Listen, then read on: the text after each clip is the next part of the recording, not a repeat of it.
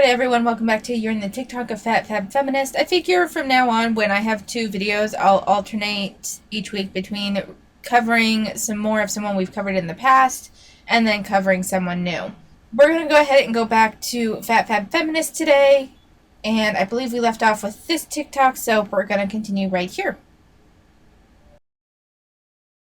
Please, tell me what part of that video was inappropriate. Everything was completely covered. There was a sliver of my stomach showing, and that's it.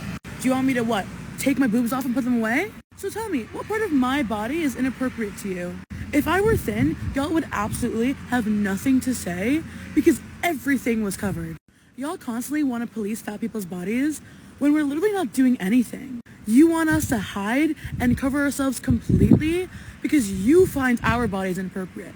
Not that they are inherently inappropriate, that's just your opinion of what they are. Also, it's Florida. It's 80 degrees. What do you want me to wear? A hoodie? Please, tell me what... So, the thing is that if we go back, we can see that the bralette she's wearing, yeah, it shows a little bit of her stomach, but I think the bigger issue is just how deep and wide the V is with all of the side and under boob that we can see. And I think that's what some people found inappropriate, especially given that it's at a family theme park. And if we look in the background here, there's plenty of people in long sleeves and shirts that cover up a lot more. So whether it was appropriate or inappropriate, I'm not from Florida. I don't fucking know what's considered appropriate or inappropriate there. I am like as far from Florida as you can get and still be in the U.S. Well, I'm not in Alaska, but you guys get what I mean. Like, I'm pretty far from fucking Florida. So the cultural expectations here are a little bit different. And so I don't really know what would be considered appropriate at a family theme park in Florida. To me, this seems a little inappropriate. And I can see how people could find it inappropriate. I don't think it's policing fat people's bodies as much as it's just there is some judgment of you not knowing how to dress appropriately for a family atmosphere. Now, whether that's a fair judgment or not, I don't know because I'm not from Florida and I don't know what cultural norms are there. But we can see from other people in the background that are pretty covered that it seems like you are, even for the weather, are a bit inappropriately dressed, but I could be wrong. As a fat person, you already have everyone's attention. Your body is seen as public property. So the comment says, I've never seen someone this starved for attention before. Alright, everyone, just so you know, we're going to have to play that clip from the beginning again. I don't know what is with TikTok today. It's being really fucking weird. I don't know how I got unsubscribed or unfollowed from Fat Sapphic Bro, and I once again with FatFabFeminist's TikToks, like with Fat Sapphic Bros, once I pause it, I can't unpause it, and I don't know why. So for the rest of this video, we're just going to be watching the video in full, and then I will comment on it. It's a little bit different than I've been doing. As a fat person, you already have everyone's attention. Your body is seen as public property for people to give their unwanted opinions. When I walk into a room, no matter what I wear, I can't just hide in the background. People notice me, people have opinions, people stare, people talk. And if that's the case, I'm going to at least wear something that I feel confident in, feel good in, feel attractive in, so that at least when I know they're looking at me, it's not to make fun of me. Because you can say a lot of things about me. You can call me fat, I don't care. But you can't say that I'm ugly, you can't say that I'm not fashionable, you can't say that I'm not pretty, because that's not true. I make sure that every room I walk into, I am feeling confident and comfortable because I know people are going to have an opinion on me. I don't have the privilege of remaining anonymous. It doesn't matter what I wear, doesn't matter how I dress, doesn't matter how I act. People are going to have opinions. So I'm going to do something that makes me feel good in my body. Do you want me to sit here crying that people are paying attention to me? No. As a fat person... So the thing is that I actually think FatFabFeminist is bigger, don't get me wrong, but I think that there would be a way for her to kind of fade into the background a little bit. But even if that wasn't the case, I understand her always wanting to wear something that she feels confident in, given that she feels that she clearly feels very judged by others in public settings. The thing is, though, is that, honey, they can absolutely say that you're not pretty. They can say you're not fashionable. And I forgot what the third thing that she said was. She's like, you can't say that because it's not true. They 100% can. They, just because you don't think you think that's not true doesn't mean that they think that's not true, because everything that you've just put forth is subjective. Beauty is in the eye of the beholder. They may not think that you're pretty. Fashion is also largely in the eye of the beholder. Like, everyone can have a different fashion sense. Personally, I'm not a fan of your way of dress, but I'm not the one that has to wear it. So, and I tend to be a much more kind of, at least in the real world and in public, I'm a much more mind your own business sort of person. So, if you want to dress like that, by all means, go ahead. But that doesn't mean that people will think that you're pretty, fashionable, or cute.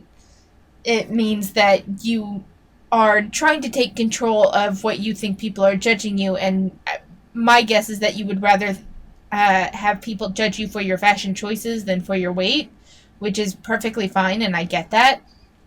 But that doesn't mean that it's going to have the intended outcome. I'm just saying. Butterfly in the sky, I can go twice as high. So the caption says, trying to figure out how y'all claim to be body positive but hate fat people. And the issue here is that I'd like your definition of hating fat people.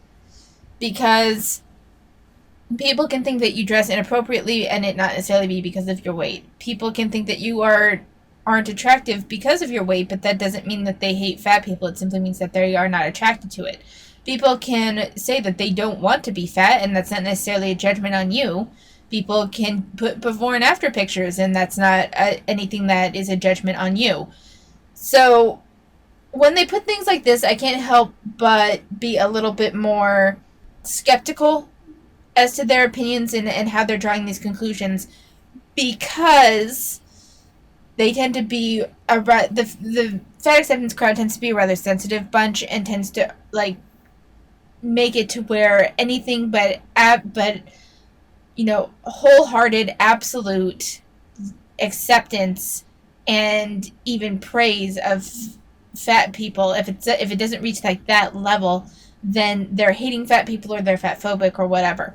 So there is this, is it really hate, Like, I'm not denying that they get hate, but they have such a broad idea of what hate is that I can't help but be like, how much of it is actually hate, Says the burner account with 0 followers, 0 following, 0 posts, commenting on my page. Okay. You're literally not even the main character on your own profile. I'm good. I don't need your opinion. That's crazy. Says the burner account with 0 followers. So the comment that she's responding to says, calm down, you're just a background character. This, I think, is twofold. It is a little bit rude, just a touch, but at the same time, it's also very true. Like, everyone is the main character in their own lives and background characters in everyone else's lives. So, like, I may be the main character of my own, and there are some people that are, like, have chronic doormat syndrome to where they may not even be behaving like the main character in their own life, but that's a separate issue. So I like the calm down, you're just a background character. I'm not sure which comment this video was on, but if it was anything related to that Universal Studios thing, and saying how like everyone's looking at you when literally no one was looking at her. In reference to that, they're right. You don't draw as much attention as you think you do. People aren't paying attention nearly as much as you think they are, because you're a background character to them. You are, especially when they don't even know you. Like, you are a background character. Clearly this upset them, and they attacked their low account, and it could be that they were just a troll, but I don't know. I think that there is some validity to what they're saying. How to eat a high-protein breakfast if you don't have time to cook. 6 raw eggs. Yeah, I think I'm just gonna, stay fat. Actually, I think I'm gonna stay fat. You can continue doing that, though. This is almost, it doesn't quite reach the rank of like a straw man argument or anything, But this was like, how to eat a high protein breakfast when you don't have time to cook. The real answer is to have like a protein shake or a protein bar or something. But this person has however many eggs, raw eggs they said, and what looks like a brain. This is an extreme for a lot of people. This is not what it requires to be healthy. But this presentation that this is what like the thins do. Maybe I'm wrong. Maybe it's... I don't know. This seems like she took something that was extreme just for the sake of saying, look at what skinny people will do to remain skinny. You know what I mean? Like, it's not a real fair comparison. And there's ways to get protein in first thing in the morning and not eating raw eggs and brain.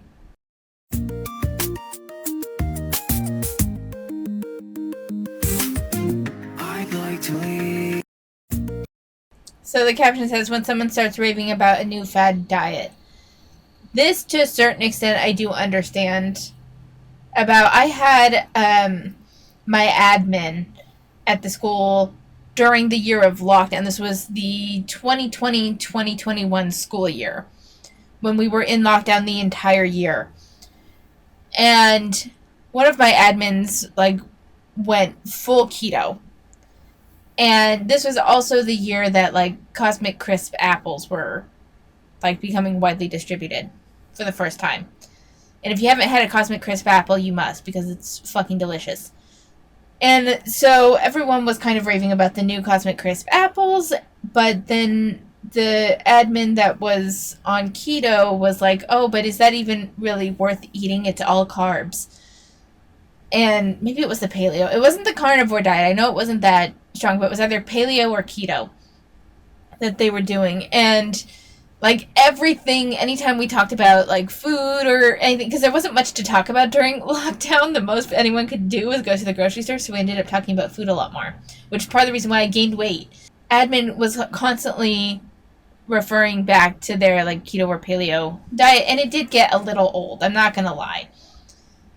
I understand when someone like gets into that new diet and all they're doing is talking about the diet. You want to be supportive at first, but then when they continue to just kind of talk about it, it does get a little annoying. I don't deny that. That being said, that was their health journey, and you know what I did? I kept my fucking mouth shut. Didn't affect me, was supportive, and just waited for the conversation to end. Not everyone has to do what I do. Maybe if you're really against hearing those diets, then you would say something. It didn't bother me enough to criticize them or anything. Not only that, but they were my admin. Like, I'm going to fucking criticize them, you know? But I understand that it can be tiring. So can a lot of other things. I don't know. I just don't think it's that big of a deal. What you don't understand, Nate, is I am crazier. That's not something to be fucking proud of, Cassie. What you don't understand. So the caption says, well, I starved myself and now I'm thin. It just takes dedication, with the follow-up caption to go with the sound, which is, that's not something to be effing proud of, Casey. I don't know why I censored the F word. I say fuck plenty. And the thing is that this is, again, kind of a misrepresentation of what people do. Most people don't starve themselves to be thin. They cut out snacks. They cut out unnecessary things. They learn to be hungry again. Something that I learned from when I started this over a year ago now was that I ate due to emotional reasons. I ate because of scheduled reasons. And sometimes I still have to eat because of scheduled reasons, because if I don't, I end up really hungry and really exhausted before I can eat again, to the point where like I struggle to get through a portion of my job because I'm so fucking hungry. And I don't want to eat just sugary or quick something. I want to have like an actual meal. Like, it's, so I've just learned, because when I first wake up, most of the time I don't necessarily feel the need to have breakfast, but I have breakfast because I know I'm not going to be able, I get up at 6:45 and I'm not going to have another chance to eat until 12:30, 1 o'clock. That's a long time to go without eating, especially when I'm very active. In that time I can get, 6,000, 7,000 steps in that time period because I'm constantly up, I'm chasing kids, I'm doing XYZ. I need fuel to be able to do my job well until I can eat again. There are times though when I simply ate because of the schedule, but like it wasn't a super necessary thing. And so I'm starting to learn to not eat simply because, oh, it's time to eat. I'm learning to not eat because I'm tired or sad or angry. I'm learning to not eat because of cravings when I'm not hungry. Like it's a challenge and it's something you have to work for, but it is possible, and that doesn't mean that I'm starving myself. You know, there's this wild insistence by the fat acceptance community that if you are in a calorie restriction, you must be starving yourself, and that is not the case. I've said this before, and I'll say it again. If you are eating a surplus in calories and you cut a reasonable amount, that is not starving yourself. If you're unsure of what that reasonable amount is, see your doctor. No, like very few people on the weight loss train are starving themselves and are proud of it. You know? Like, I know that there is, like, a subculture where that is a thing, but most people that are just on their average everyday trying to lose weight, exercising more, XYZ, are not starving themselves to be thinner. And what's more, they're not starving themselves and saying that you should starve yourself to be thinner. They're just saying, lay off the fast food, lay off the sweets, lay off the soda. So I saw a video of a creator talking about gaining sober weight, and they were an alcoholic, and now they're, going through their sobriety, and as a result, instead of drinking all the time, they're eating more, therefore, like, their body is putting on weight. And I kind of just wanted to talk about that. Recovery comes with weight gain. So for alcoholics, drug addicts, people who had eating disorders, to recover, oftentimes your body is now putting on weight. Because for a long time, your body was in survival mode. You weren't doing anything but dealing with your addiction, and you were just surviving. And that's what your body was doing at the time. And as you go through the process of recovery, weight gain is often inevitable. And that can be a really difficult thing for people who are dealing with addiction and coming to terms with their sobriety or recovery. And I think it's something we don't talk about enough, especially because as a society, we have stigmatized weight gain to such a degree that it makes people viscerally uncomfortable. And it comes with changes, to the way you have to dress, to the way that you can, clothe yourself, to the way that you exist in the world. So I guess I just wanted to put this out there for anybody who is going through recovery, who is experiencing these changes in their bodies, who for the first time in their life is, gaining this weight, or, is kind of shocked at the new way that their body is dealing with this recovery. I want to be there to remind you that it is okay to gain weight. Weight gain is not an inherently negative thing, even though we are taught that it is. Your body is no longer just surviving. It is going to thrive. And I hope you allow it to do so. You are just as attractive, just as beautiful, just as worthy in a thin body as you are in a bigger body. And that's okay.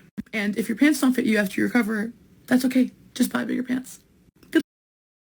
So the thing is, I don't really mind this message so much, but I think that there is a little bit of a lurking variable here that FatFabFeminist isn't accounting for, in that those that are going through quitting smoking, sobering by way of alcohol, or sobering by way of sobering from like alcoholism, or sobering from drug addiction, smoking, alcohol, drugs. There is something here where people don't become alcoholics, drug addicts, or addicted to nicotine for no reason, for the fun of it. Like, that doesn't happen. Usually, in what I've seen from people and what I've heard from people, because I've watched some things, I have family members that were drug addicts, that were alcoholics, and that are in fact addicted to nicotine. There is a chemical component there. There 100% is a chemical component, but what initially kicks it off is either it was something, in the case of my older relatives, it was just something that was normal when they were younger, and they became chemically addicted to it, so it just never changed. But then for a lot of people, it's to cope with something in their lives. That's why a lot of teens and young people who don't have the coping mechanisms or the stability in life yet can become addicted at those ages, because they don't have the support network that is needed, and they don't have the ability to build that support for themselves. So when you're going clean from nicotine, alcohol, or drugs, there is this initial, I think, pass, and I want to be clear, a lot of this is speculation, with some by proxy experience from the family members that have had these issues. I can mostly speak to cigarettes and drugs more than I can with alcohol, but what it seemed like to me was that they were dealing with some level of unhappiness or some problem in their lives, and that's kind of part of the reason why they turned to the nicotine or the drugs to deal with anxiety or stress or what have you. And that became their coping mechanism. So when that is no longer the option, food is a very easy alternative. And that's part of the reason why they can gain weight, and gaining healthier coping mechanisms would result in the later weight loss and equalizing their weight. If they were underweight to begin with, then the weight is good to have on them. If they are gaining weight from sobering up from any substance, I think that is part of the process by and large, but it doesn't mean that you have to stay that weight. It doesn't mean that that is just your new reality. It's a process in learning healthier coping mechanisms. Fat people shouldn't have to eat healthy for you to treat us with respect. Fat people shouldn't have to be on a diet or doing something so that you deem them worthy of being treated with respect. A person's health should not dictate how you treat them. And a lot of fat people will say, well, fat people can be healthy too. And I agree, 100%. There are fat people who can be healthy. But they shouldn't have to be treated well. This idea that someone has to earn the right to be treated like a human is something we should stray away from. And I get how frustrating it can be, and like feeling the need to prove people wrong, because like, no, like you can be fat and healthy. I agree. But what I think is more important is treating people like a human being, regardless of their health, regardless of what they're doing to improve themselves, regardless of what they're doing to earn your approval. Sure, today my lunch was a salad, but I shouldn't have to prove that to you in order for you to respect me. You should just respect me. Every human being is worthy of being treated with respect, and we should all be kinder to one another. Fat people. So while I am here for a base level of decency and respect given to every human, like, I get that. My question is, what is your definition of decency and respect? What is your definition? Because with the fat acceptance community, their expectations of people to me seem to be higher than is realistic from like the average person. Like, they just seem to have generally seem to want to be treated as better than most, in my opinion. They want to have any small request they have respected, no matter how unreasonable it is. And sometimes it's not even that small. And sometimes it seems like they just want to have control over people that are smaller than them to help deal with their own insecurities. So while I'm saying that, yeah, I think even if someone's fat, they deserve a base level of decency and respect, I don't know if our definitions line up there. I don't think you should be rude to fat people. I don't think that you should harass fat people. By and large, I think you should just leave everyone alone. But I'm an introvert and want to be left alone, so I tend to leave everyone alone. Like, that's, like, I get that. There's this, like, even FatFabFeminist said that, like, everyone was staring at them while they were at Universal Studios, and yet in the background we could see not a single person was looking at them. Even though they had their camera up and were recording and would naturally draw more attention, no one was looking at them. And it almost seemed like they were claiming that this was some sort of oppression or something. Harassment, I don't know. But how much of what your perceived disrespect is actual disrespect, and how much of it is your insecurity bleeding into your perception, is my question. And I think we're going to end it there. We actually got through quite a few TikToks because there was so much to skip. We're now at April 21st of last year, so we are catching up slowly but surely. And yeah, I think this week kind of sucked with the videos. I'm sorry about that. FatFabFeminist only had some things to comment on, and my Fat Sapphic Bro video was cut short because I don't know what the fuck happened. We'll just chalk it up to pre-spring break issues, and I'll have a nice long one, hopefully for Fat Sapphic Bro. I have them saved for an easy get to, so that way throughout the week I can look and see when they public their account again, and we can just move on. Should I not be able to follow them again before next weekend, we'll just continue with FatFabFeminist because the goal is to work through one of these people and close out another year in the TikTok. FatFabFeminist I think will go a lot faster than Fat Sapphic Bro, especially if I'm doing the long form content on her. But for now, we're just going to leave it here. I hope you guys have at least somewhat enjoyed the videos this week. And I'm working on a new project for my Dumping Ground channel. I don't know whether it will ever be posted, but if I do decide to post it, I'll let you guys know here. It's more for the light novel manhwa crowd. Not much to say other than thank you for watching it. Take care of yourselves, and I will see you next time.